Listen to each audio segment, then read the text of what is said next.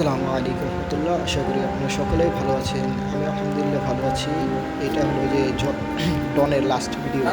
এটা হলো ধরতে গেলে 21 মার্চের ভিডিওটা আমি আজকে দিতেছি, কারণ আমার ওই সময় আমি আপনাদের আগে বলছি যে চাপ ছিল, যার ফলে আমি দিতে পারিনি। আমি হয়তো আপনারা ভাবতেছেন যে জনকে আমি শুধু শুধু হয়তো ডনকে জবাই করে ফেলাইছি, কিন্তু এমনটা না। আপনার 20 মার্চ আপনার মুরগিটা মারা গেছে।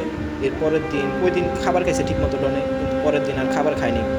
এটা দেখে আমি সাথে সাথে ডাক্তারের কাছে জিগাইতে গেছিলাম। আপনারা হয়তো দেখছেন ঈদের আগের দিন জান্নাতের দিনেই যে বৃষ্টি হয়েছিল সকালে, আমি ওই সময় ভিজা ভিজা গেছি ডাক্তারের কাছে জিজ্ঞেস করতে, যে দেখি হয়তো ওর সাথীর জন্য ওই এরকম খাবার দাবার ছেড়ে দিছে। আমি সাথে টাকাও নিয়ে গেছিলাম যাতে আরেকটা মুরগি কিনে নিয়ে আসবো এই নিয়ত করে। কিন্তু পরবর্তীতে যখন আমি ডাক্তারকে জিজ্ঞেস করছি যে এরকম এরকম ব্যাপার, আমি ছোটো থেকে 2টা মুরগি একসাথে পালছি, এখন কাল একটা মারা গেছে, এখন আজকে মোরগটা খাবার ছেড়ে দিয়েছে। পরবর্তীতে ডাক্তার বললো যে না, ওটা আর বাঁচবে না। আমি বলি, আমি ভাবছি হয়তো যে সাথী নাই দেখে, মানে মুরগিটা মারা গেছে দেখে এটার জন্য হয়তো বাঁচবে না।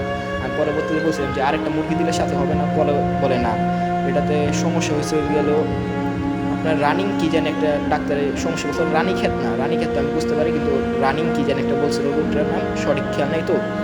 এটাই দেখেন, এমনি কিন্তু ওকে ছাড়লে ওই দাঁড়ায় থাকে না কখনো।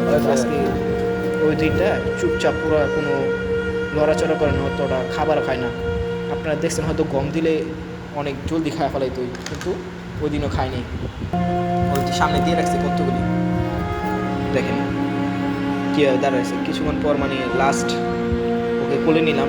এমনিতে হয়তো আপনারা দেখছেন যে আমার অবশ্য অনেক খারাপ লাগছিল যে ছোটো থেকে আমি বাচ্চা থেকে পালছি, 1.5 বছরের মতো হয়ে আইছে, হঠাৎের মধ্যে এরকম